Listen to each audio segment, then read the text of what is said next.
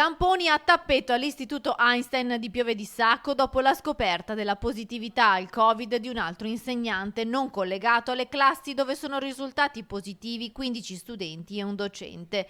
L'ufficio prevenzione dell'USL 6 Ogane ha deciso così di effettuare i tamponi ad altre 17 classi, oltre alle 4 già esaminate in settimana.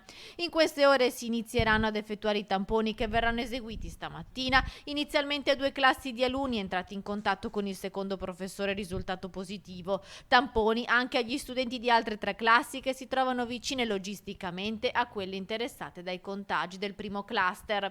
Sabato invece sempre a scuola verranno fatti i tamponi ad altre 6 classi vicine alla prima classe che presentava il maggior numero di positivi.